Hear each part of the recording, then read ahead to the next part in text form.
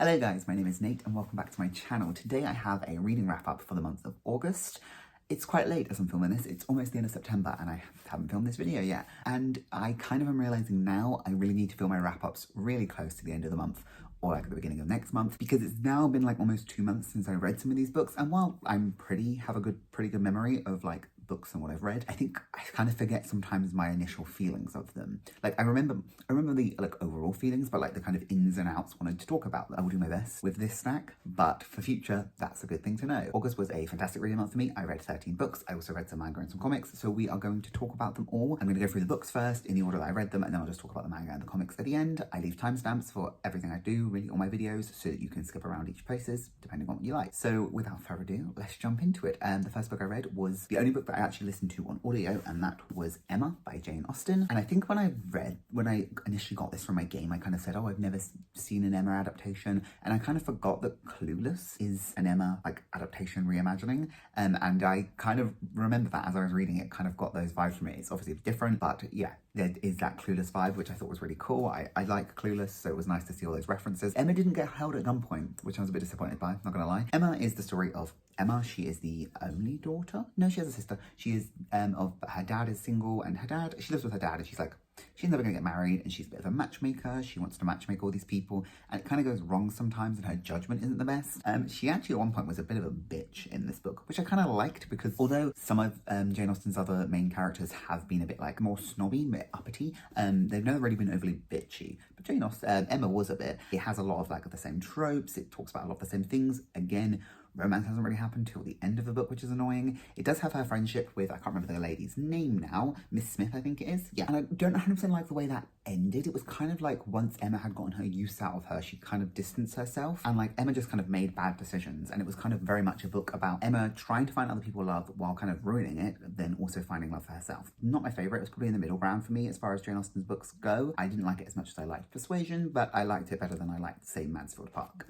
That was actually the only audiobook that I listened to throughout the month. I just wasn't feeling audiobooks, and I felt like I'd gotten a bit of a slump with audiobooks, but then maybe that's because I read so much, so I think sometimes they go against each other. If I listen to more audiobooks 1 month, I read less, and vice versa. So yeah, the first book that I read was The Perfect Mother by Amy Malloy. This is a thriller mystery novel. I'm never quite sure how to like put those into perspective, but it is about a new mums group that like met online, and have kind of coming together to go through the trials of new motherhood together. They decide to arrange to go on a night out, and when they are on a night out, one of the children gets kidnapped from their home. I think this book did a few things really interestingly. First of all, it is split in narrative wise. There is multiple people it's from the third person perspective, but there are also chapters where it's from the first person perspective, and you don't know who that person is. You think you know, and obviously like the narrative kind of pushes you that way, but it may or may not be that person. And then the other perspectives are split between 3 of the friends from the friend group, and none of them are actually the mother of the kidnapped baby. You don't actually get a lot of her in the book. She is in the book, but it is more about like her friends kind of going through this ride but not really having contact with her. So she turns out that she's actually a famous child actress, and so this whole case is kind of thrown into the public eye, and then these friends that were out with her this night getting drunk kind of also get kind of put into the public eye and a bit shamed for being like, how could they be out partying when their kids at home getting kidnapped? It was a pretty short read. It was a very easy read. It was fine. It was like an average rated book for me. I haven't really read tons of mystery thrillers, but none of them I've read have been like fantastic. They've always been kind of middle ground, and this was another middle ground one. It was a fine book. That's that first book. The second book I read was Daisy Jones and the Six. This is by Taylor Jenkins Reid, and I didn't particularly enjoy this book. A lot of people love it, and it seems to be one that I haven't actually heard much criticism from like BookTube or BookTok, but like on Goodreads it was fairly rated. I think it was a middle ground book for me. I think the concept of like how it was written is really, really interesting, but I was over it after about 100 pages, and then I still had I don't know what 200 and something pages to have to go through that book still of that concept. I found like the format, I was getting to a point where I wasn't getting confused who was talking, but I just kind of wasn't reading it. I was just reading the script, and like without any kind of description of the places and the moments, I just felt it lacked a bit. It was a very character focused story because of that, and I do think Taylor Jenkins Reid did a really good job of molding the individual characters to kind of have their own voices, but like I would have liked some more than just hearing people like the dialogue technique, I guess, yeah, there. I do think sometimes it was also because you are getting people's dialogues, you're getting their own interpretations of scenes. So sometimes you would see the same scene through multiple different people's, and like it got a bit tiring in that aspect. So that was like one reason why I didn't really like it. And then the other was that I didn't like Daisy and I didn't like Billy, and they're our main two characters, and I didn't root for either of them. And I just kind of found I found Daisy's character very, very annoying. She was very much a kind of privileged rich kid that kind of was just so special, so she kind of got away with everything. You know, she was just like this. She did no, I just didn't feel like there was consequences. Sorry, I'm getting a bit rambly, but like not consequences for her actions, but like she was just a bit of a dick, and I feel like she was very, very privileged. And it's like a book where there's these wealthy people through their own like talents and whatever, but these wealthy people that I'm supposed to feel sympathy for having like issues and drama in their lives, and I just didn't. And like I think Billy was an arrogant dick, and I don't think his treatment of his bandmates was very good. And I just, yeah, I'm not in vibe with the whole like genius artists get away with just being twats, basically. There is also a bit of a narrative break at the end of this book, which I won't say 100% what it is, but it's a very distinctive change that when you read it, you will be very aware of it, that I hated. It really drew me out of the story, and I completely just didn't like that. I did like Karen. I thought Karen's character was really cool, and I really liked the direction that they stayed with her character and that they didn't change it. I did like that. And I did like that there were individual voices, and I liked that. But yeah, I just overall, it's such a, you know, book that is focused on Billy and Daisy that, and when you don't like either of them, and I wasn't really rooting for either of them, it wasn't enjoyable. So yeah, for me, this was not a very enjoyable book, and I will be unhauling it. I will be trying other things by Taylor Jenkins Reid because I do think the writing was really good, and I do think she did a really good job of shaping characters, but that book in particular, it was just not for me. So then the next book I read was Red, White and Royal Blue. I had read some of this before this month, but then I finished it this month so that I could watch the movie, and I enjoyed this book. It's probably, again, a middle, maybe 3.5, 4-star read for me. It was a very, very easy to get through. I liked the kind of different formats between having like the text in there and like the emails and such. It's a romance book between the first son and a Prince of England, and I liked it. I thought the movie was also pretty good. I thought it was a good adaptation for what they could do within 2 hours. I think it would have worked better as maybe a mini-series, so they could have really expanded on plots and not cut out certain characters. But yeah, I think Alex was a really fun protagonist. I do think this book was, which isn't a criticism on it, but it was very American, which, because it was from Alex's point of view, it was kind of expected. But like sometimes the American politics system and like how passionate people are about politics does kind of baffle me. But I guess if you are in politics, you should hopefully be. And yeah, I did like the optimistic turns of that. I really liked Alex's kind of whole family dynamic that we got to see, and his like friendships. Yeah, I don't really have much to say about this book. It was, the romance in it was cute. I do think I was a little disappointed that a lot of the initial kind of getting over, because it's, I don't know if it's touted as a enemies to lovers, rivals to lovers, but like the whole kind of initial kind of getting over that hurdle happened quite early, which I liked because then it gave enough time for the actual like romantic relationship to develop. But it just always, it happened over text, and I kind of would have preferred it happen more in person. I enjoyed it. I did also enjoy the movie. I think the movie did a quite good job of capturing the two actual actors as the characters. There are things that I think it definitely missed, which is a shame, but I think for the actual main characters, I think it did a really good job on. I do like that in this you saw a lot more of Alex's journey with university and his own, that kind of side of things more, and also kind of him in the movie, he kind of comes to terms with his sexuality, I think a lot quicker than he does in this. Not that he comes to terms with it, but he kind of like, he's already aware of it in the movie, where in this he kind of is discovering it kind of for the first time, but like looking back and thinking, oh, maybe that wasn't just friends helping friends. The next book I read was The Knife of Never Letting Go by Patrick Ness. I really, really liked this book. This book was a 4-star for me. It potentially would have been a 5-star. There are some aspects though that kind of went against it for me. The first being that it made me honestly bawl. Like, I haven't in such a long time cried over any kind of piece of media. This made me cry so much, and I'm not going to say why, but if you've read it, I'm sure you can guess why. And I was like, to the point where I was so upset that I was almost going to DNF it. I'm glad I didn't, because I was enjoying the story, but it was just for something that happened in the plot that really got to me, and I was like, oh, but I did really enjoy this. It has, I think Patrick Ness does a really good job of kind of capturing this narrative style. So this is a book about Todd, a young boy who is the last boy. He lives in a world where all of the women have been wiped out from a disease, and he was the last boy born. And in this world, everyone can hear everyone. They have, it's called their noise, and it's like their thoughts projected, but not just people, animals as well. And Todd has a lovely dog companion who can like speak to him and stuff. It's kind of like about him finding out stuff with his town isn't quite right. A lot of this book is adventure, is going on an adventure, and I think that got a bit draggy sometimes. It was just kind of constant traveling, so that's kind of a reason why it didn't quite get a 5-star. Other than that aspect, and the aspect of really making me cry,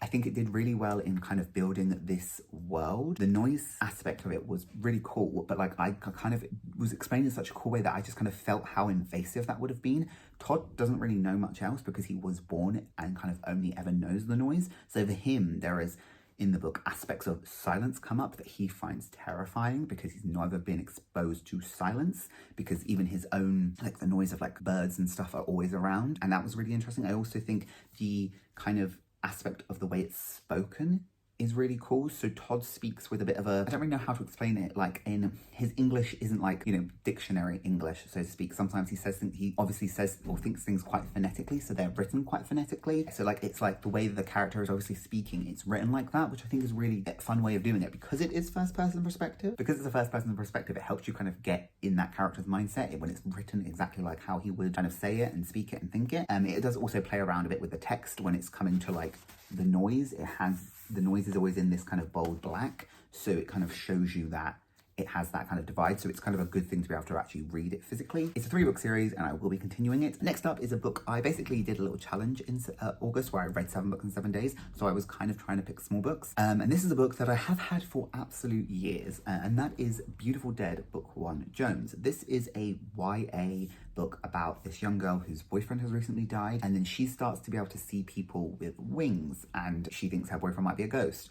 This book was not very good. It was quite poorly written. It was kind of very, I guess, traditional early noughties, or whenever it was written, YA. I think it's 2009 it was written. Yeah, it's 2009, and it just wasn't very good. It is a 4-book series. I have no intention of continuing. I did think while I was reading it, maybe I will continue it. It was an easy read. You know, maybe there'll be aspects in it that I will like about it. I could continue on with it. But now that I have sat with it for a couple of weeks without having touched it, well, actually 4 weeks, I have no interest in continuing this series. I don't really have much to say about it. I just think it wasn't very well written. I just don't have much else to say about it, to be honest, really. It wasn't very good. I think I rated it a 2-star, and I don't intend to continue with it. So I am going to unhaul this book. I apologize that was really bad, because I had more to say about it when I had just finished it, but because it's been a couple of weeks, I just remember not liking it. So yeah. Next up, we have Falling Hard for the Royal Guard by Megan Clawson. This book I really enjoyed. This is a romance book. It is about Maggie, who lives in the Tower of London because her dad is a beefeater, and while she's there, she kind of meets a royal guard. His name is Frederick, I believe. They end up having a bit of a romance.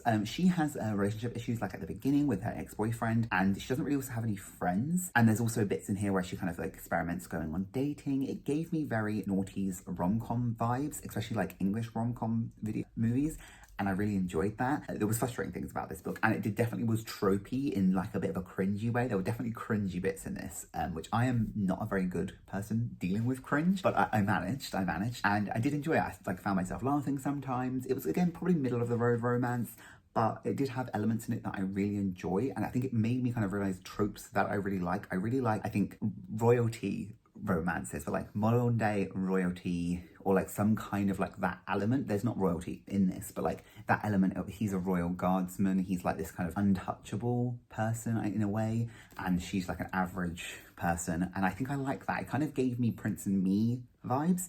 Like I said, it's not about royalty, but it kind of just reminded me of that movie. It made me want to rewatch that movie. I haven't watched that in years. It was also like definitely a nice bit, I think, about her kind of realizing she had an ex-boyfriend who is who's in the book, and he's a bit of a menace to her, and I think she kind of realizes how she kind of put her life on hold for him, how she lost all her friends, and how she didn't really have much ambition and stuff for what she was doing for herself. So there's definitely a element of like a self journey in this, not just a romantic journey, and I really liked that element. You got to see some group of friends with different royal guards, and I really liked that. I think that kind of friendship group and that element was really nice. It is like a 370-page book. I think it could have been a little bit shorter. I think there were some unnecessary scenes, but they were more for revolving around like her development as a character and less more about the romance. So yeah, I did enjoy this book overall. Next up, for the prompt that was lowest rated, I had Mr. Darcy Vampyr, which was in like the 2.8 something range. This is a like Pride and Prejudice continuation of the Pride and Prejudice story post the marriage of Mr. Darcy and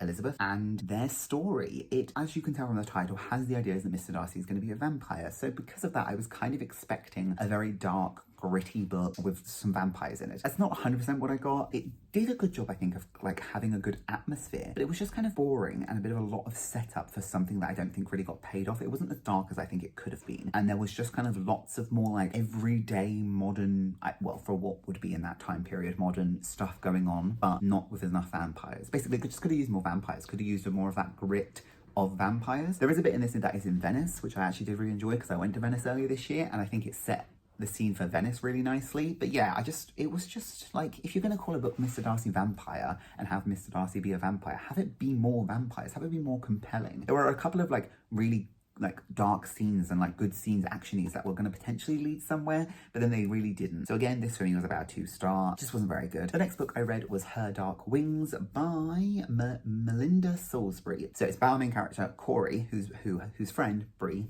is a bitch and basically steals Corey's boyfriend and then ditches Corey to be with her boyfriend, and then she dies. So, oops, whatever.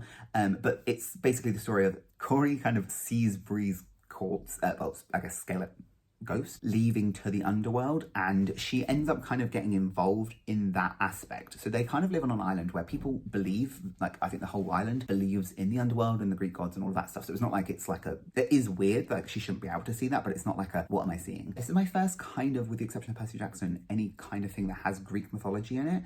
And so it does have the character called Hades, it has the Furies in it, and I really enjoyed this book. I think I rated it a 4-star, and I think I'd keep it with a 4-star. I think it was a good book. I think it was very easy to read, and it's very much a journey for Corey, I think, to kind of finding herself without this friendship that she had spent her whole life building herself on, and kind of really trying to have to come and accept that ending to that friendship and what this person did to her, and how it's not really a reflection on her but her friend. And yeah, I didn't like Bree. I thought Bree sucked. And there were elements in this where I think Bree should have just had a bit more of a comeuppance that I don't think she did. I found it interesting. There is a little bit of romance in this, but the romance really isn't a big part of it. So I do think sometimes it kind of being like, well, it does say a modern day Persephone. It doesn't really say anything about Hades. There is a character called Hades in it, and he does like interact with her, but it is very much not as much a romance as it is a kind of journey of self-discovery for Corey. Hermes is in this, and his interactions and his kind of friendship he develops with Corey is really nice. And this was also kind of my first experience with like seeing like the Harpies have characteristics and people and like be people and such, and it has stuff to do with the underworld. And yeah, I think this was just kind of a fun book and I enjoyed reading it. Then I read Mary Jane. This is by Judith O'Brien, and it is just a novel about Mary Jane from the Spider-Man series. This book was okay. It started off and I think I really enjoyed it, but the further I went in, it was the writing wasn't the best, and I think it's, I don't know what the audience range is for, but it felt like it was potentially aimed for like a young teen audience, because it would try and like talk about serious topics and they got resolved quite quickly. And like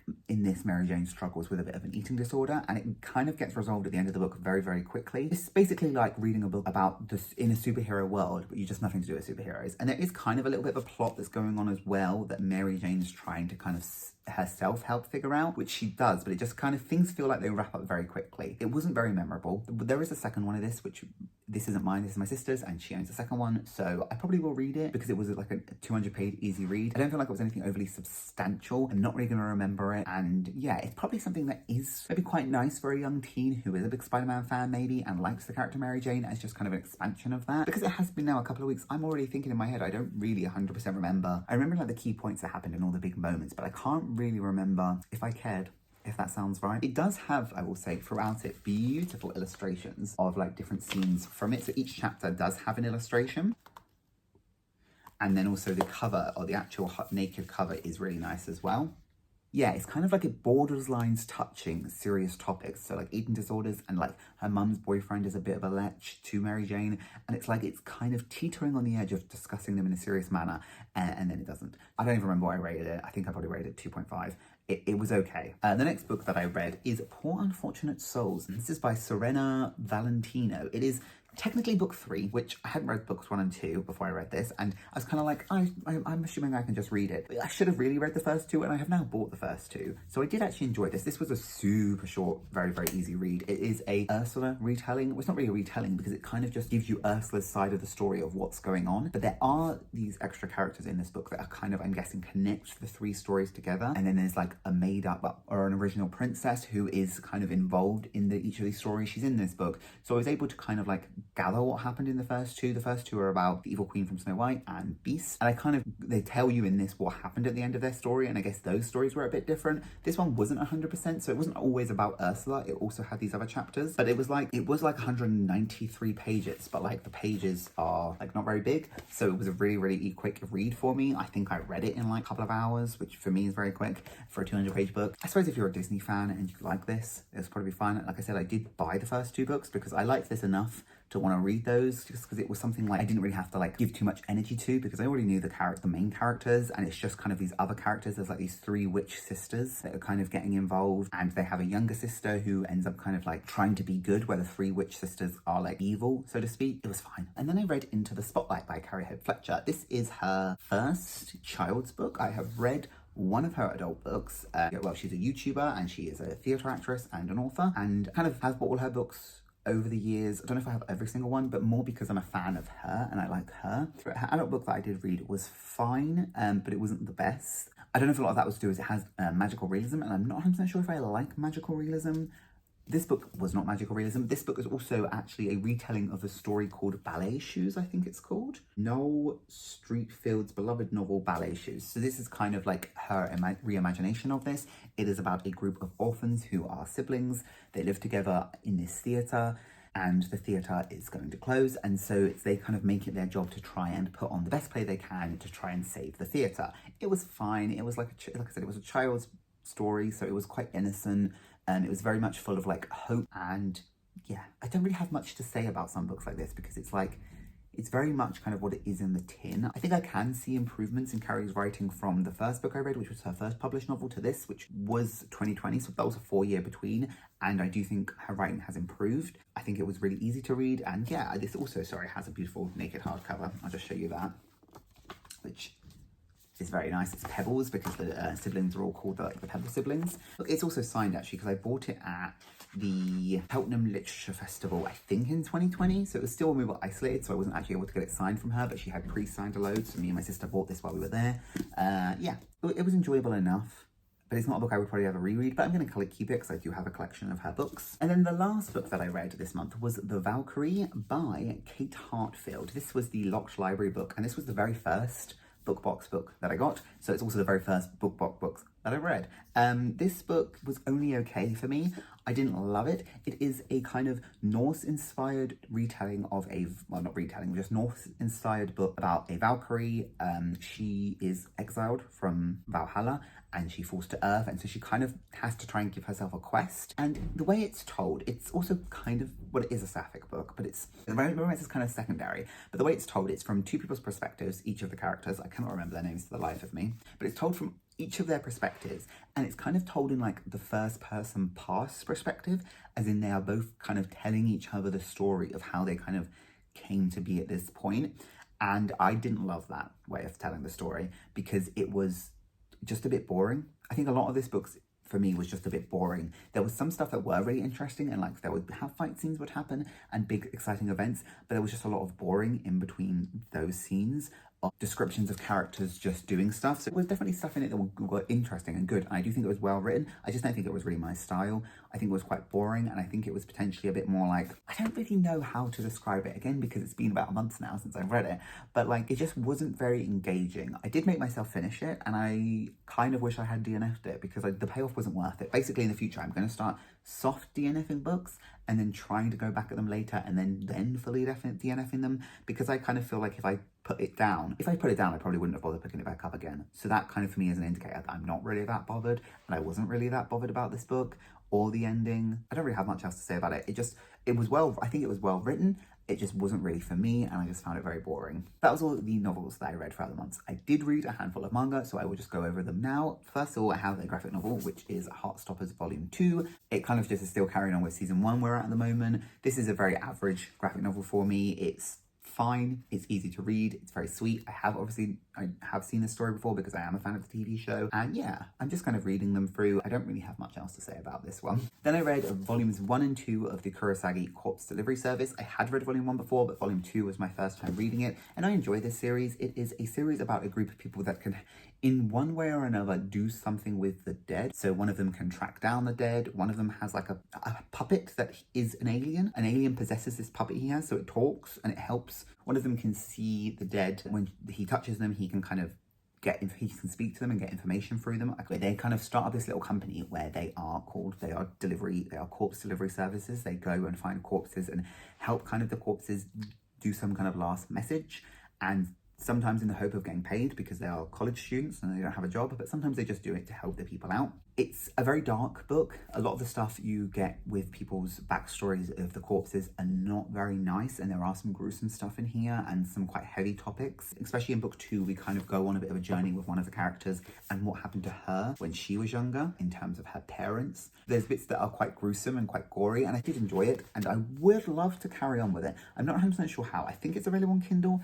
If it is available on Kindle, I will probably go down the Kindle route. If not, I will try and read these somehow because I do enjoy this series. It's not one that I'm desperate to get my hands on. Then I read volume 22 of Haikyu. This is just carrying on the Haikyu series. This is a volleyball series. We're with Nekuma's team trying to get qualified for nationals. And I just really like Haikyu. Like I said, it's volume 22. So a lot has happened in this series, but it is a sports volleyball series. I really liked it. I'm carrying on with the series. It's one of my favourite series, so yeah. I also read volume 22 of Boys Over Flowers. This is a shoujo romance series. This is definitely getting into stuff that I have not seen, so that's not been included in the drama or in the anime. So that's really nice to see. It is frustrating. There's a lot of nosy bastards in this book, if I'll be honest with you. Like, they're going to a seaside town, and some of the people there are just mean, because her parents tend to brag that she's dating a billionaire when she's at the moment not.